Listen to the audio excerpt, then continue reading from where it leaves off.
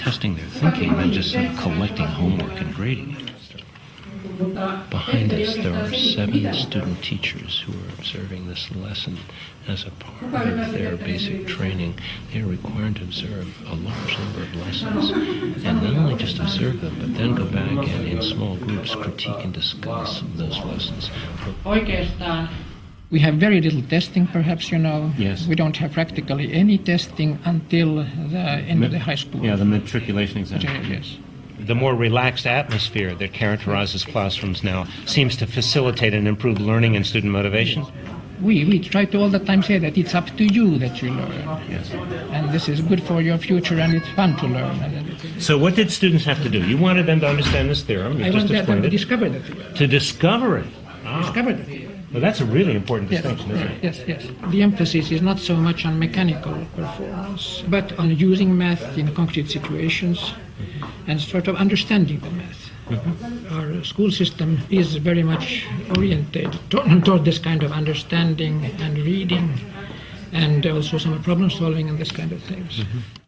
Teachers have always been revered in Finland. In the villages, they were the wise elders that people went to for advice and so on. But what is particularly striking about the Finnish story is how they have changed the nature of teaching. Teachers are no longer assembly line workers. Page 87 by October 5 in the textbook. They have become knowledge workers, working collaboratively, thinking of their classroom as their laboratory for continuous innovation, trying to understand how to ensure that all students achieve at very, very high levels. Teachers are the ones who facilitate students to create, to do knowledge work together. And this kind of a knowledge co-creation happens in these learning environments. Today, teachers in Finland lead this kind of a multi-professional work together with those who work in libraries, science centers, museums. If you want to become a teacher, you have to do pretty well, and also you have to have pretty high marks, high grades to be able to enter the university. And if you do well, then you might be accepted. Not everybody who succeeds really well and has good grades, they are not automatically accepted.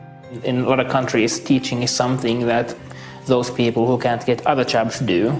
But in Finland, it's a job where people apply to the teacher education and to be teachers. So it's an esteemed profession. Young people in Finland, they want to be teachers.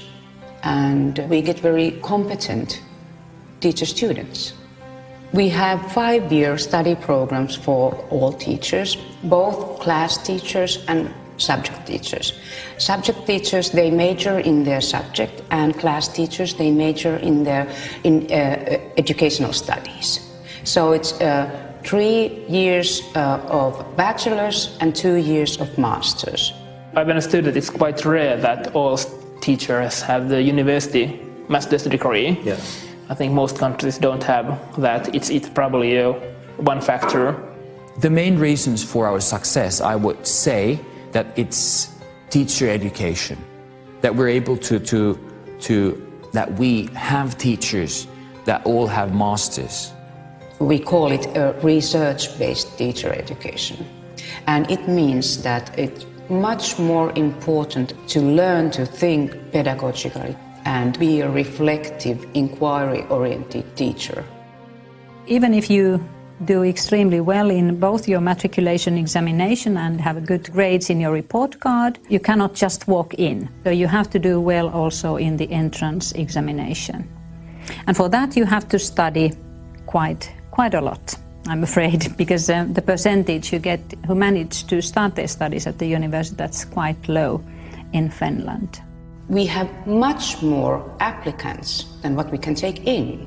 So teacher's profession is very, very highly appreciated here in Finland. This year there were 1,600 applicants, and we could take in only 10% of those people. But if you manage to get into the university, so you start your subject studies, They have to have a degree in these subjects that they teach. They have lessons, they have tutorials, they have small group discussions at the university. Then they sit down with the supervising teacher, and then we actually start planning the lesson or lessons. They write a lesson plan. Usually they plan their own teaching. We discuss it, and then they make the changes. They send it back to me again, and then they give their lesson.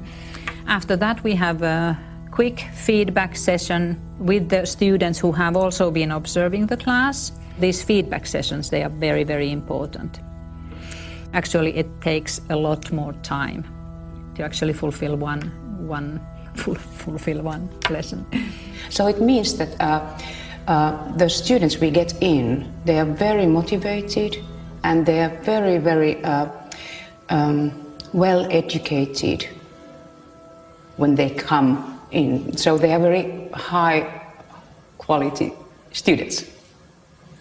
Of course, sometimes we do have cases where we just have to say that, okay, maybe you should do something else. This is not maybe your place, but very rarely. Ovat ihan virkamiehiä, jotka on nimitetty virkaansa.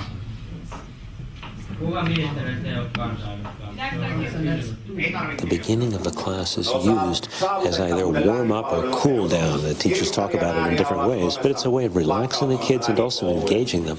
I'm also struck by the fact that this teacher has never seen this group of kids before, but his rapport and his interaction with them is just wonderful.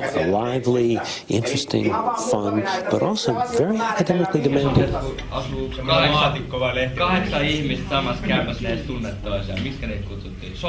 He's using very current events to actually teach a fairly basic content at the moment.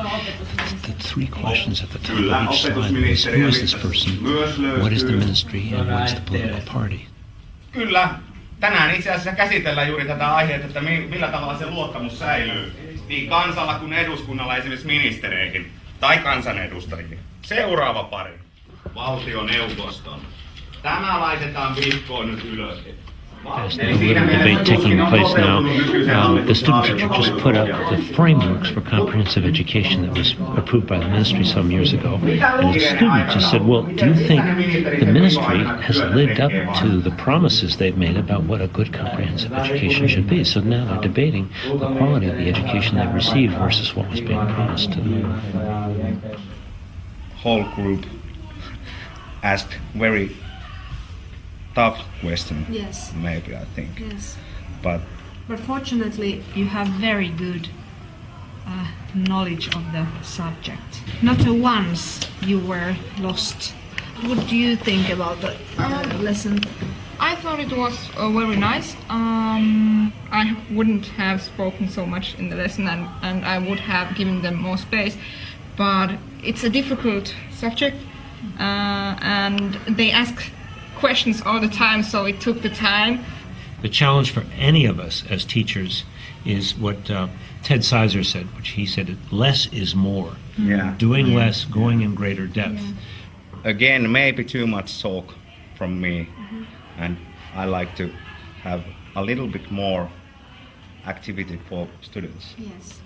I understand also your problem that you have had so much to teach that it's very difficult to cut.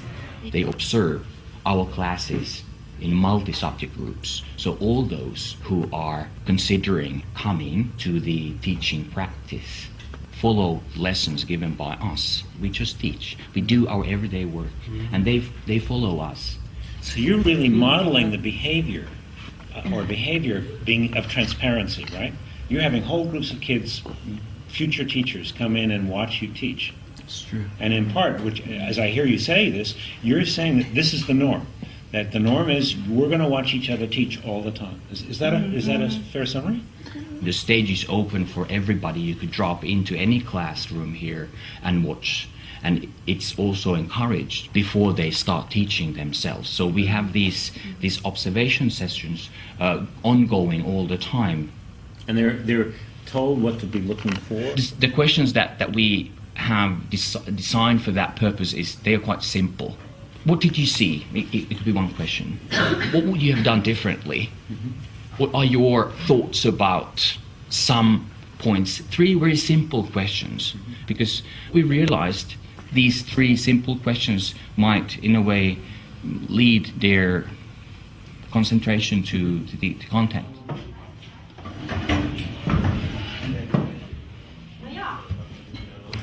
So this is a Swedish class. It's been taught entirely in Swedish, and this is a student teacher who is giving a formal lesson that was co-constructed, put together with the master teacher who is observing here in the back, along with several other student teachers.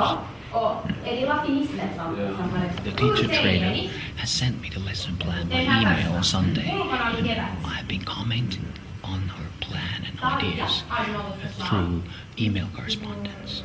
And she's been reviewing it and sending it back to me.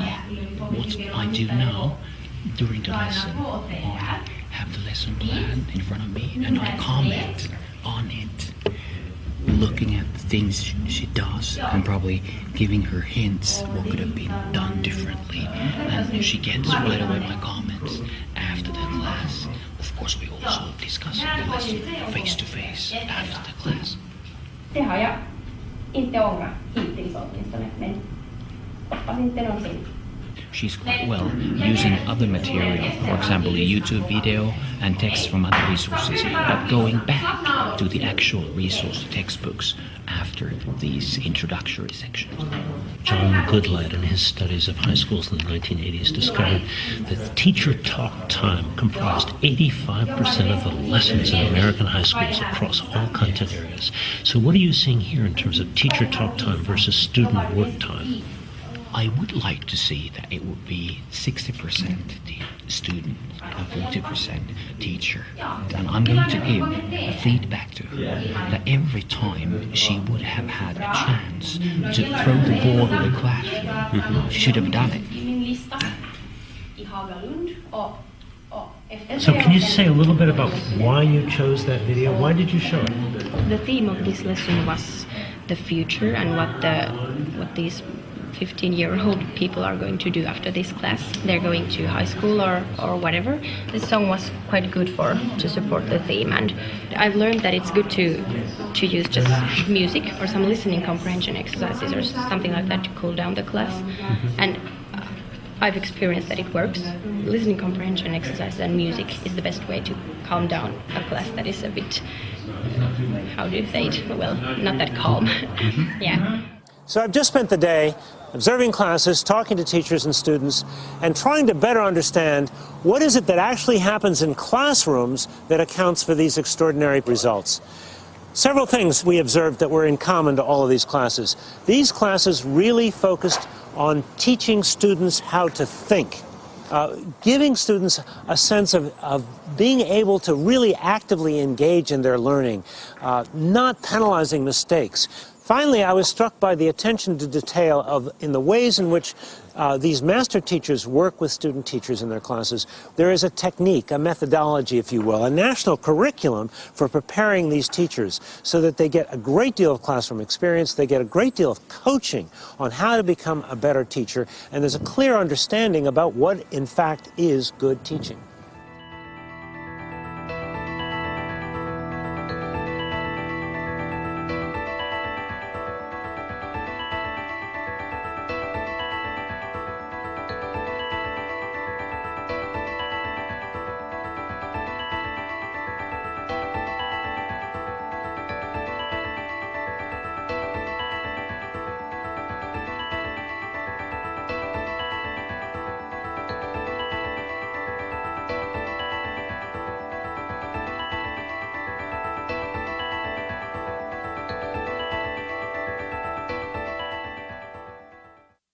In Finland, we have got a high living standard, and almost everybody can travel and have houses, and it's enough. It was very satisfied for me to hear from my daughter that she doesn't want anything more.